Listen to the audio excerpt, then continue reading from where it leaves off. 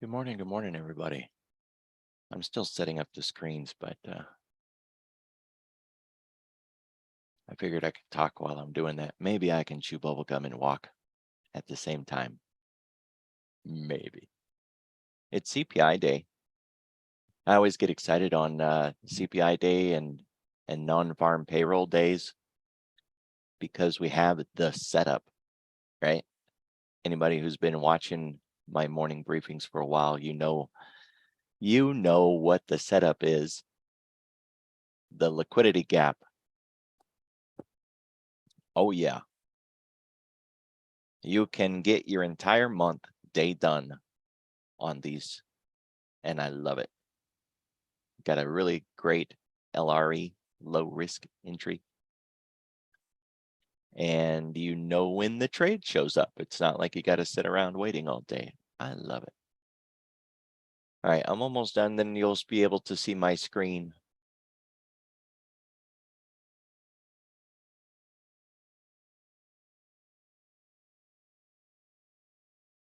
Nearly. All right. Should see it.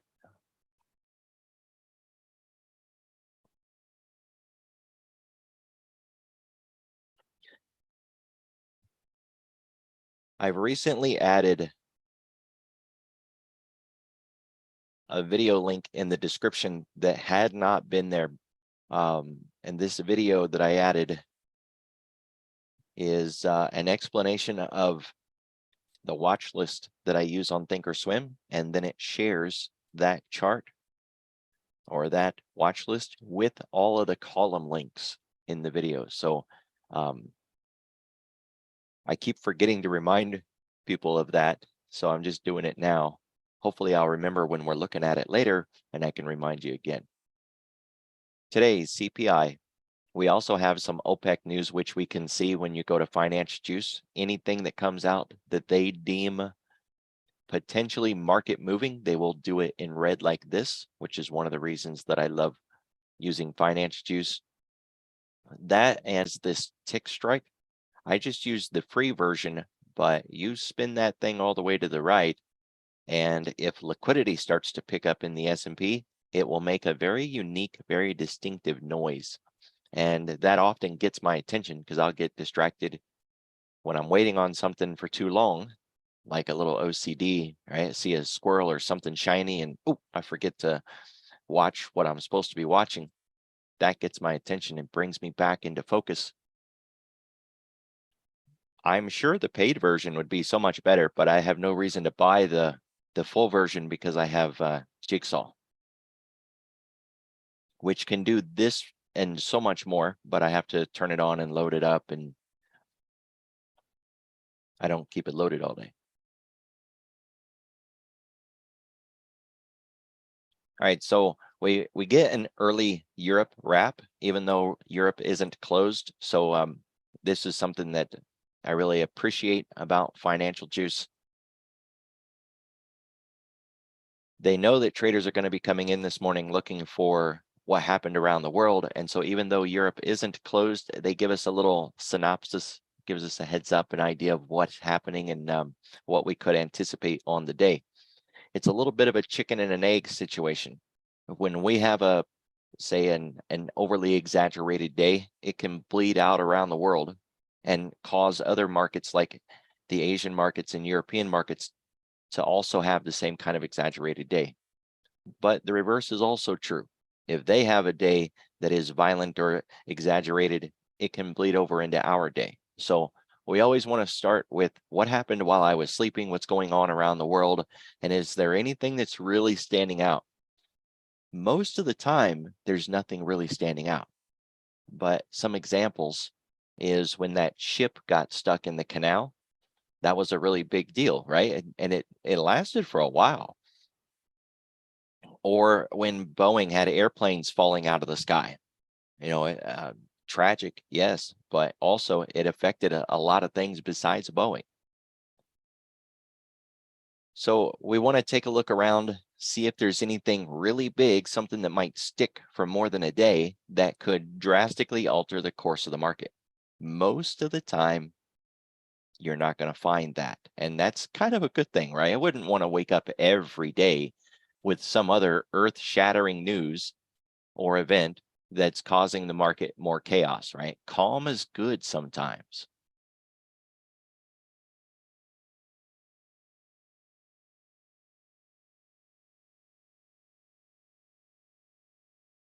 When you're newer to trading, you might not know which economic events are likely to be impactful and which ones are not.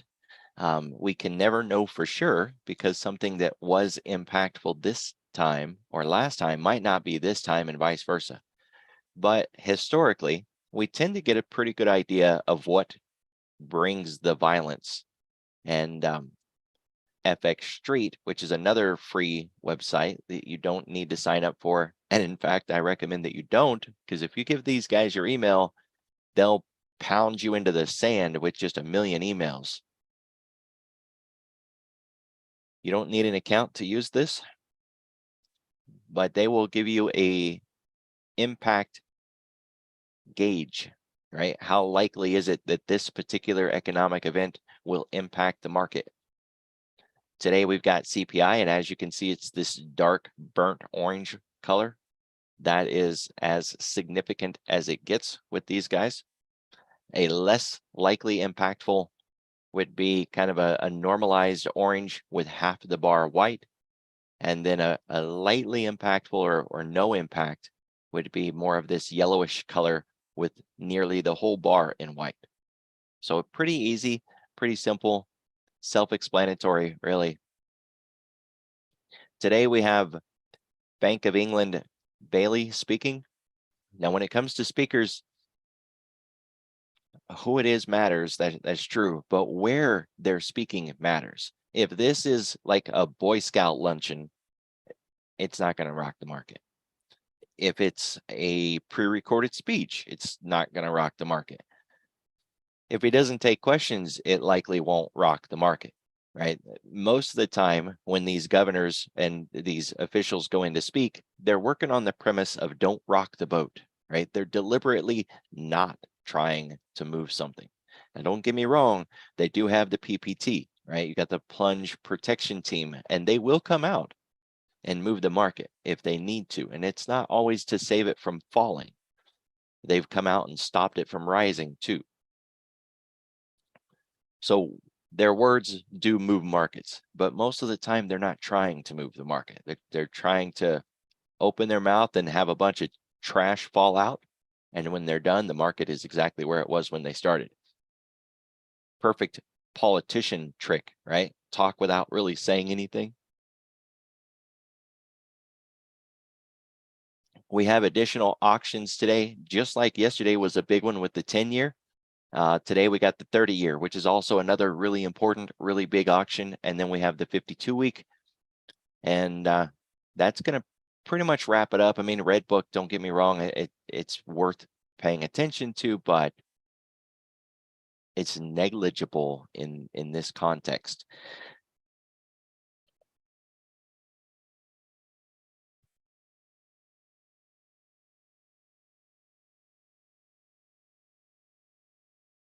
All right, so CPI 8:30, and then we've got auctions at 11, 11:30, and 1 o'clock.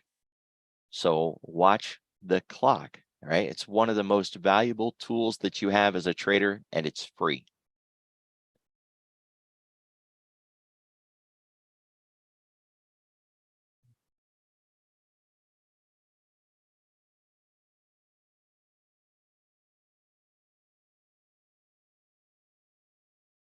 All right, liquidity is not as light as I would have anticipated for a CPI day. And I have to say, I was a little surprised when I seen how much volume we had this morning.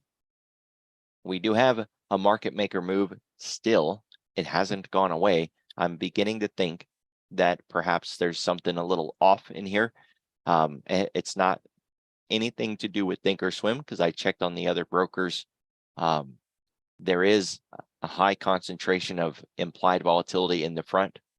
So that's where the market maker move comes from. It hasn't gone away. So, after a while, you got to begin to question the tools. At this point, I'm still gonna trust it, but a grain of salt, right? Just kind of keep in mind that the market maker move may be broken.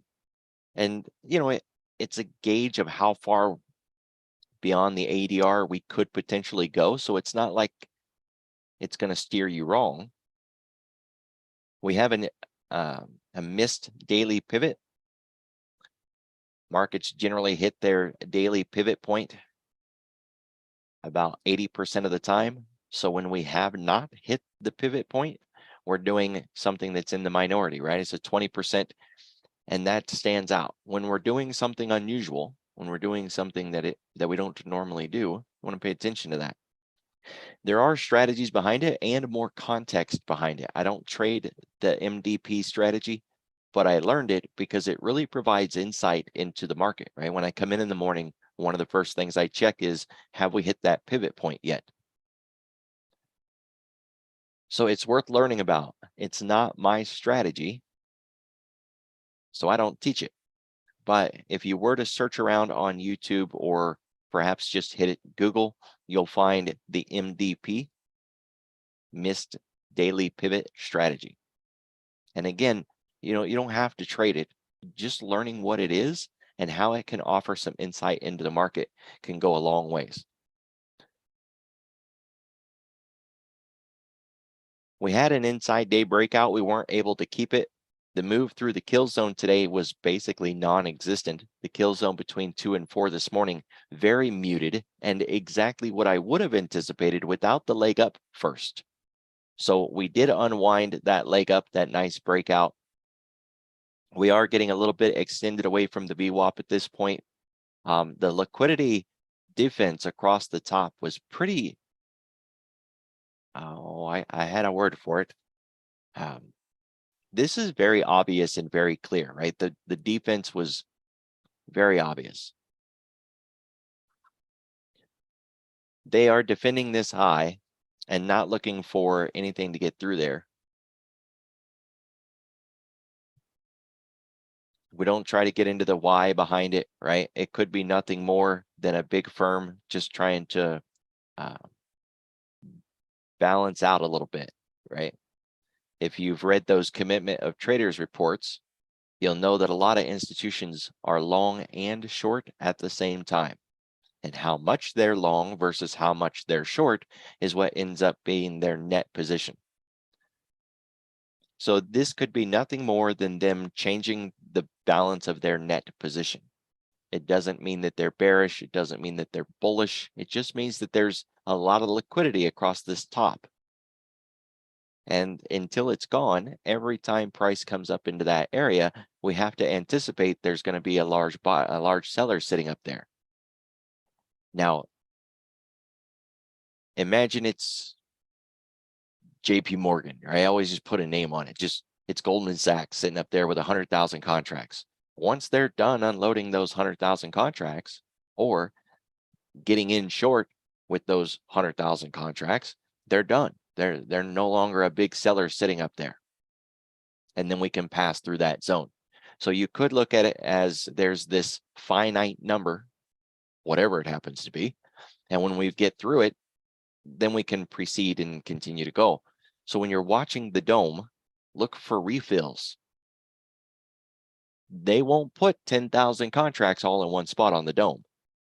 That would absolutely move the market in a bad way. And then they'd have people knocking on the door asking them to explain why they're deliberately pushing the market around. Whether they did it or not intentionally, you have to explain those kind of behaviors, and they don't want to have to explain anything.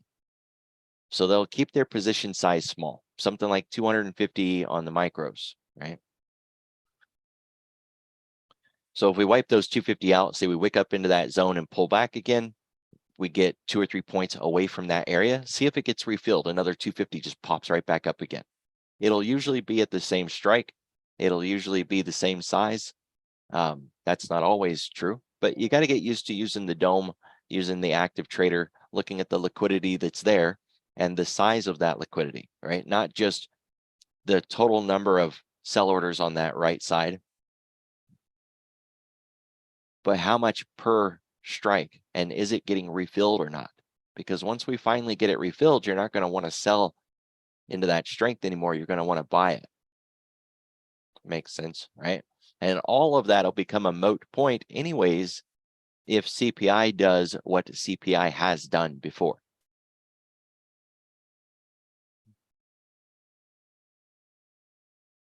Ten-day, 30-minute volume profile. When we're at the lows, we expect to go to the highs. When we're at the highs, we expect to go to the lows. We did finally expand out of the top of this thing. Right now, we've got at least 2 more days before we lose the bottom of all of this and we get this air pocket down here closed, which would then bring the bottom of the volume profile up to 4,300, which is absolutely amazing. It's been a long time since I've been able to say anything like that. 4311 is the cog line. That ought to be somewhere nearly where we're going to be at with this new low by the end of the week, unless today or between now and the end of the week. We do have FOMC, you know, and we got other things. But if we don't break this low, that will be the new low by the end of the week, the volume profile low.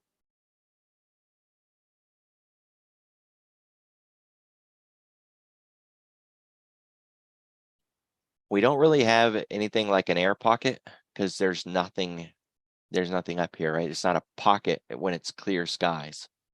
So if we do break this pivot 4387, we are very likely going to move back down through this zone just as fast as we moved up through this zone.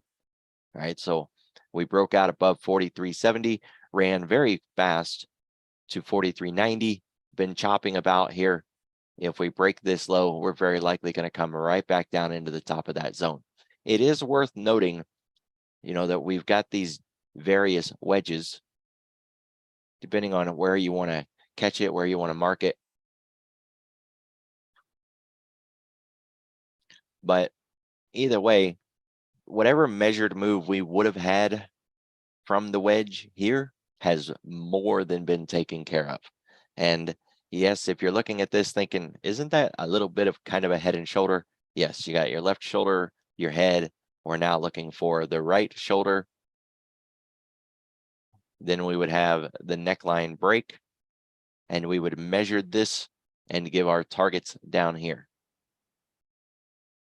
But we don't have any of that yet. First, we got to get that right shoulder. Then we got to get the neckline break.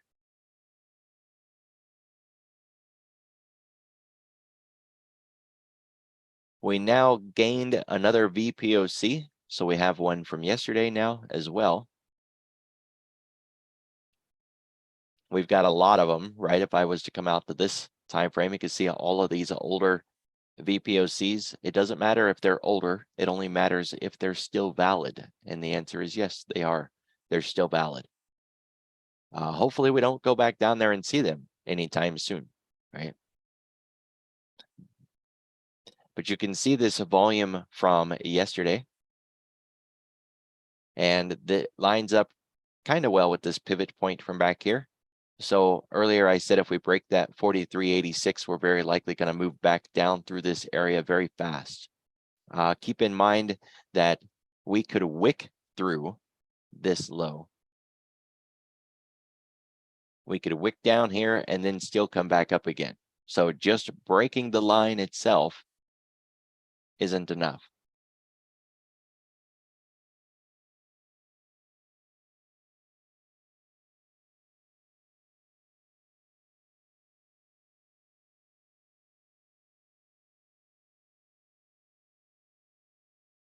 We've got an unsustainable rising wedge on the daily.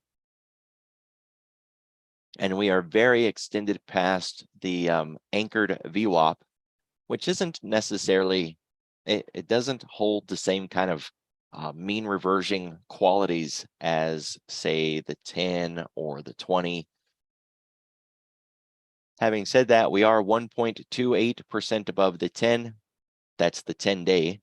And if you look across here, we've been higher than that, but we're just starting to touch on overbought. We're not overbought.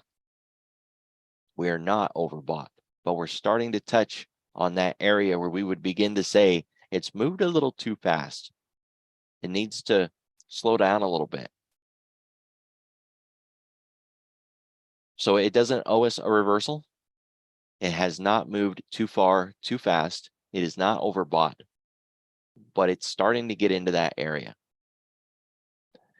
If we get above 2, then we could have that discussion again, right? Because we would have to consider that we're beginning to get a little overbought. But until then, this is not overbought. It has not yet moved too far, too fast. And in fact, the argument could be made that since we're still inside the weekly expected move, we haven't really gone anywhere at all. Start to zoom in here. We can see 44.02 as the weekly expected move high, and we hit that. And then we pulled back in again. If you look back here on 6/2, that Friday, we closed nearly on the line. Right? This is a plus $4,000 product, and they're able to target a closing price way more than they statistically should be able to do. And that's why our butterflies work. Come on, man, that's cool. That is cool, any way you shape it. All right, so I took some pictures so that I wouldn't have to scroll hunting for these. This is May 10 CPI day.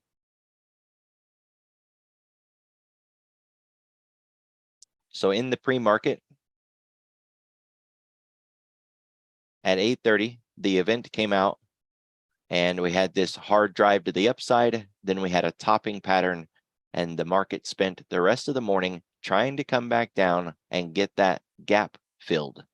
It is the gap, right? That's where the gap is, from where the report happened to where this topping pattern began. All of this needs to be filled. I know you don't see a gap, you see candles, but we're talking about a liquidity gap. They want that thing closed. Now, over the last few CPIs, not from March, which I'll show you because I took a picture of March for a reason. Once we've gotten back down and we've closed that gap, we've also had this additional drop down before the rally back up. Now, I'm not going to say that that always happens, but it's something you really want to be prepared for. Anticipate that double bottom. So we set a low here, and then we came back to that low and we broke it. So there's your double bottom.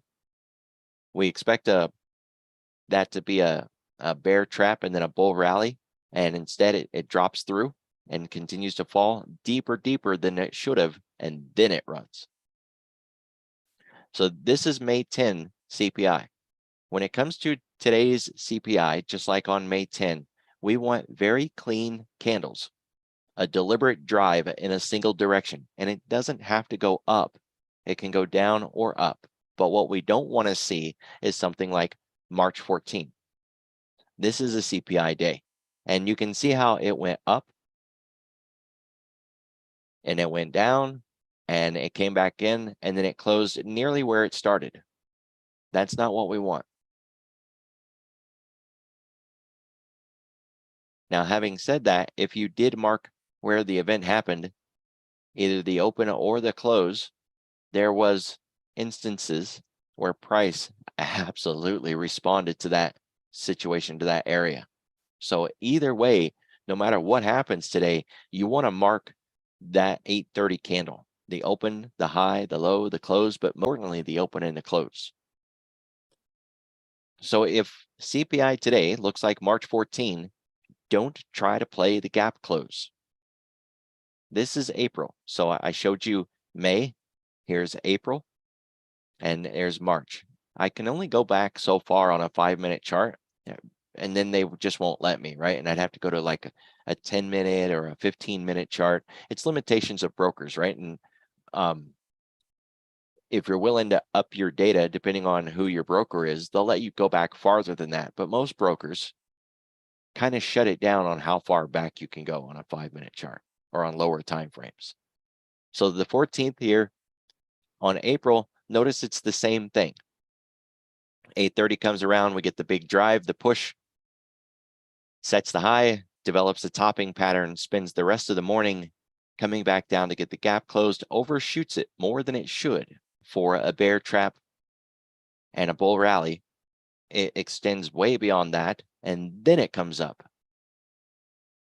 Of course, it didn't stick and it didn't last, and we ended up dumping back down again. But the whole thing that we're trying to focus on this morning is that the CPI, and it doesn't have to be CPI, right? You got non-farm payrolls, you got PPI.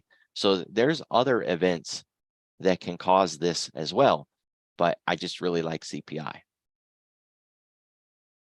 So that's what we have on the agenda for today, right? That's on the docket. And while I don't know if we're going to get one of these opportunities, because it could end up being something like March, I'm ready to get one of these opportunities. It's most certainly what I'm anticipating. So with that in mind, the Globex high and low that we have right now, they don't matter. Not even a little bit. They don't matter. Forget them. The only thing that you want to focus on is what we're going to get into that CPI candle. Now, I've seen a lot of analysts were saying, it's not going to be a big deal. CPI is a non-starter this month. I like it when they say that. I don't like it when they come in and they say, oh, it's going to be crazy super big. This thing's going to the freaking moon. It's going to be so violent. Because when they say things like that, the market hedges the heck out of it. And then we don't get any movement.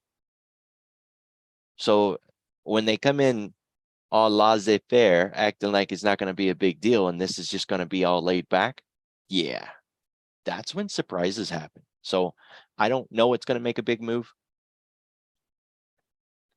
but I'm ready for it to make a big move. Speaking of big moves, we do have the market maker move today. And someone was asking the other day how to use this thing. Now, first of all, market maker move is a think or swim thing. They thought it up, right? They just pulled it out of their shoe. Yeah. Since it's a think or swim thing, you can learn all about it from Thinkorswim's products, right? Like the ticker tape. They literally have this publication, and every single day they publish articles, insight, news. You can go to that website, the ticker tape, and you can search for all kinds of things like market maker move or sizzle, another thing that Thinkorswim just invented off the top of their head. Sizzle's not a thing. They just made it up. It's a 5-day average volume. That's it. 5-day average volume. Yeah, let's call that sizzle. So if you want to learn more about something on Thinkorswim, go there and search about it. And it doesn't have to just be Thinkorswim, right? You want to learn more about put call ratio, IV rank. It really doesn't matter if it's trading and investing and stock and market related. Go there and it's got a search feature. See what you find. I bet you'll be surprised. They even give away indicators there. So, if they have a custom indicator that the author developed or wants to share, you'll find those in the articles as well. So market maker move comes from the front expiry and the back expiry being a little separated. What we need to do is, and I think this is why it's kind of stuck at that number. I mentioned at the start of this that I think there's something wrong with the market maker move, is this 1918. So one of these series is at 19.5 and the other one's at 18.8. When the front one is higher than the back one, you have a market maker move. Now, why it's discounting the 0 one here, the Tuesday one, I don't know, because it shouldn't. It's not supposed to. So I think there's something wrong with it. Maybe it's stuck and they just need to fix it. Either way, and until we know for sure, we got to treat it as though it really is there. So we take the average daily range, which happens to be 1%, and we add to that the market maker move, which is 1.3%. That gives us a move on the day of 2.3%. Now, if you're thinking, come on, man, that's a bit of a stretch to think that now with the day half gone already, that we could move 2.5%. A 1% move in a single direction would put us to 44.32 or 43.46. That's 1% higher or 1% lower from where we closed or from where we opened last night. We're talking about adding another 1.3 to that. There are a lot of voodoo lines up here, so that's something we have to consider. But another 1.3 gets us up to 44.91. And I gotta say, if you get that close to 45, we're going to 45. That's what happened last night with the NASDAQ in 15, right? We talked about how we were just so close to 15 that we're going to go to 15. It was inevitable. So the upside move, that put us to 45. We'll just round up, right? 45. The thing is, adding these two together, the ADR and the MMM, that's just a normal move. That's a normalized move. That's not even reaching yet. So what happens if things really get out of control today? Instead of moving 2.3%, you want to double that number. 4.6%. The S&P can move 4.6% like it's nothing. That is nothing. Easily made that move before. What's more likely, though, when things start to get a little out of control, is that you take the two numbers that we have, add them together. That gives us that 2.3%. Divide that in half, and then add it to your original 2.3%. All right, so you're basically taking all of it and adding another 50% more to it. And that would be a really good start for, is things starting to get out of control? They're not expected to get out of control, right? Maybe a little surprise because everybody's saying it's not really supposed to be anything today, and that means they can get caught off guard and be on the wrong side, and we could move a little. But we're not expecting 5% moves today. I'm not even really expecting more than 2.5% move today. But I always want to game out, what if we do make those kind of moves? Where would I be going? What do I want to target? The S&P is a simple product, right? And by simple, I don't mean it's easy. I mean, it's simple. It doesn't do complex things. It goes to the round number. It goes to the closest pivot point, right? Liquidity drives this thing, especially when you get into like the SPX. It goes to where the open interest is. It's pretty easy to figure out. It's a simplistic product. So we want to measure these things out and try to quantify what's the nearest thing that it's going to go to, like a landmark.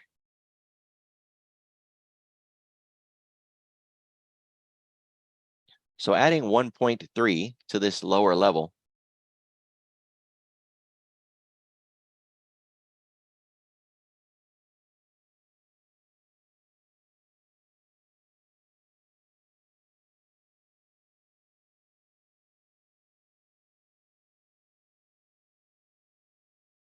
it's not going to be the previous week's high. 618 retrace. Well, that's interesting. I don't use the 618. I like the 786, but that does, just because I don't use that style doesn't mean I don't keep my eye on this style, because it's what others use. So that gets us down into 42.90. It would also get us back inside the weekly pivot point. Let's just get all this stuff out of the way.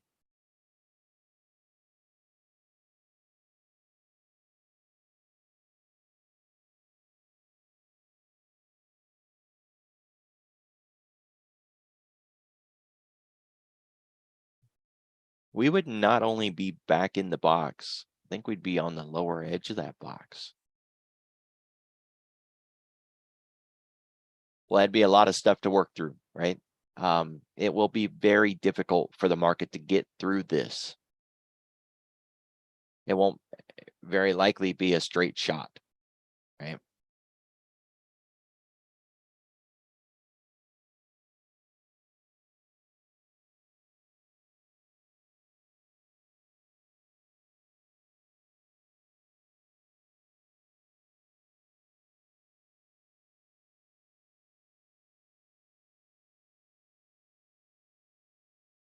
That's too bad. I was hoping for more.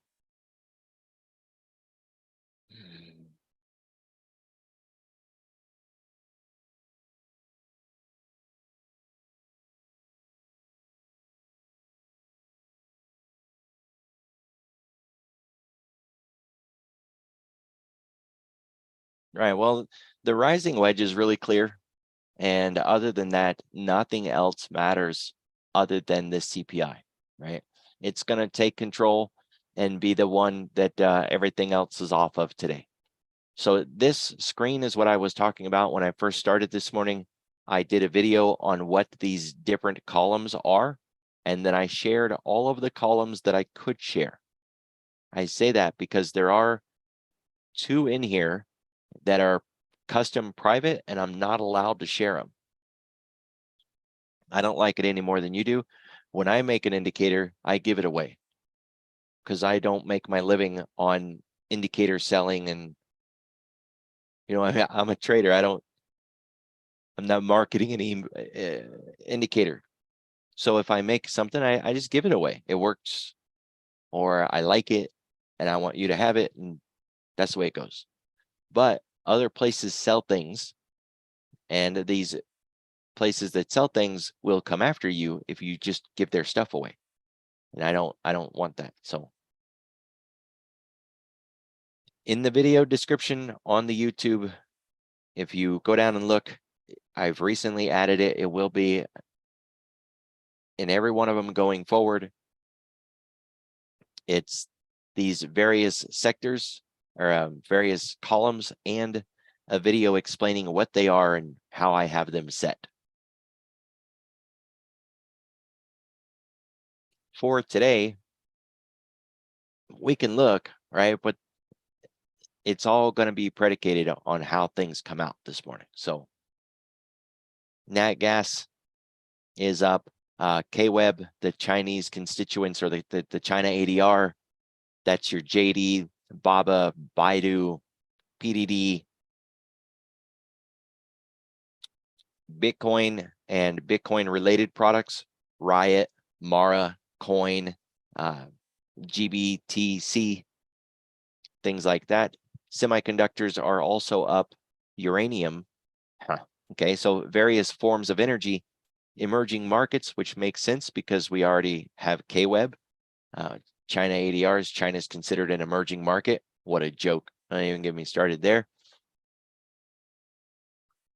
Now, some of these like IGV, you only end up picking things up like this after a while, but cloud and IGV, they don't normally get pre-market volume. And what that mark change percent does is it catches everything from last night at 4 o'clock.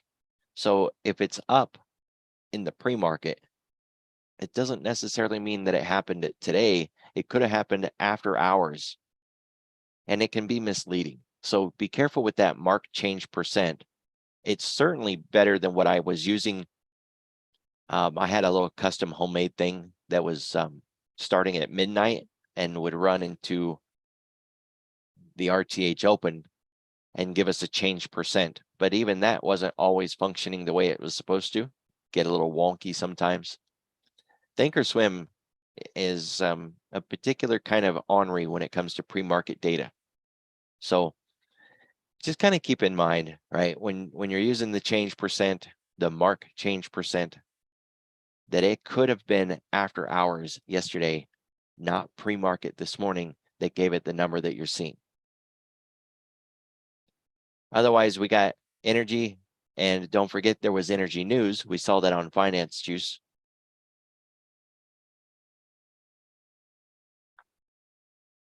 UAE and Iraq and OPEC, Saudi, and all right, we just keep on scrolling. It just keeps on coming. Lots of energy news in the overnight.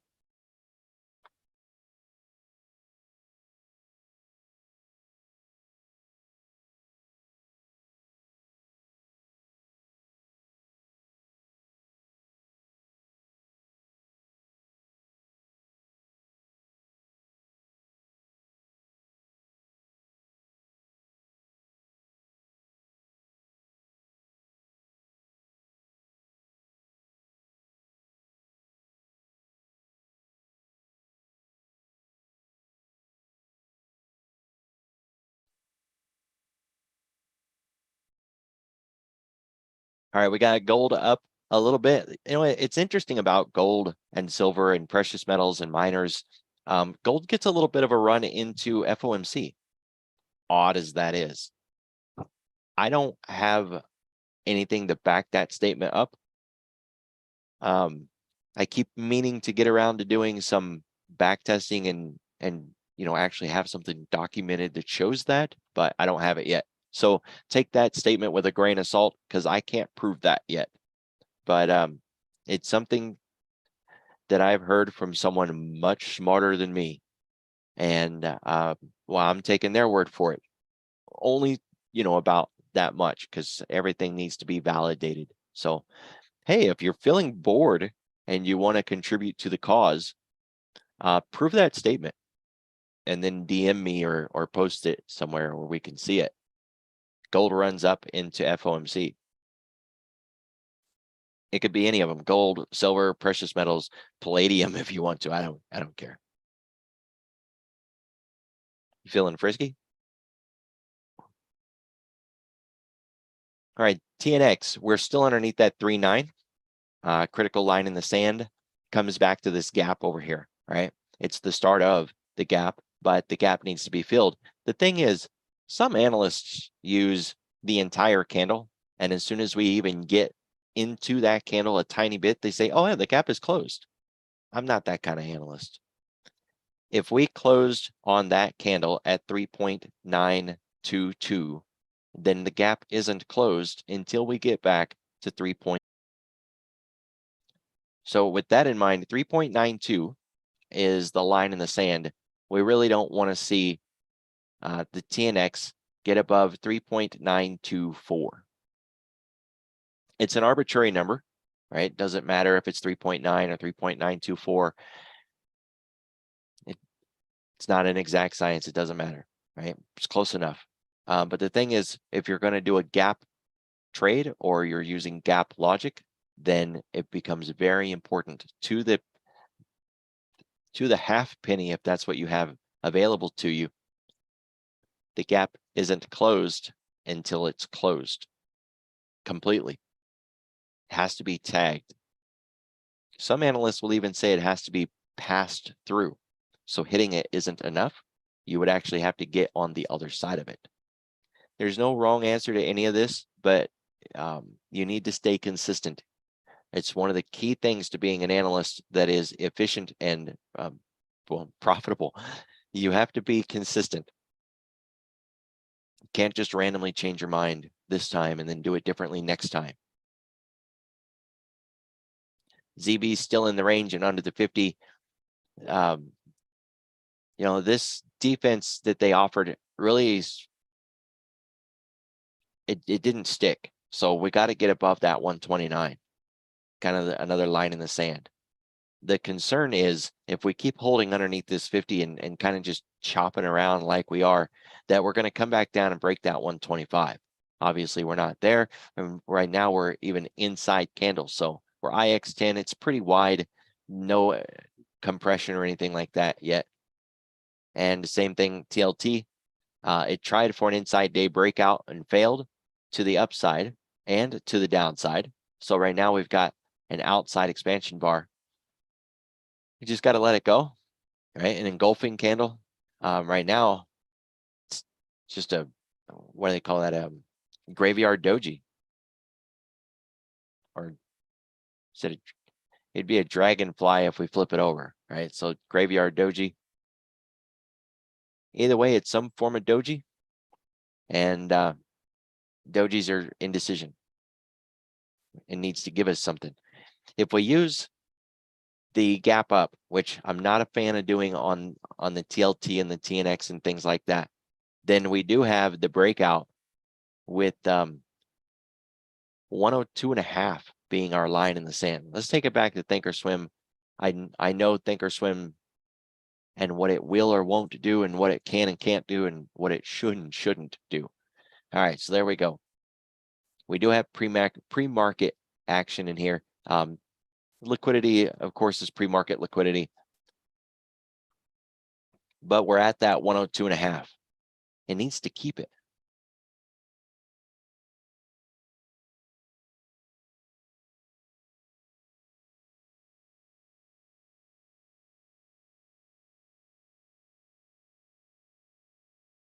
That's our line in the sand.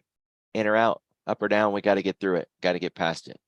One promise the market will give you: we can't stay here. Thanks, Captain Obvious. All right, guys, I want to get ready for an opportunity to trade this CPI. So I'm going to duck out. There isn't really any reason to go over the equities anyways, because until CPI is given to us and we know what the market's going to do with it, trying to anticipate Tesla and NVIDIA and any of that is just yelling in the wind. Right? So be careful, be safe, watch the clock, keep your eye on the news today.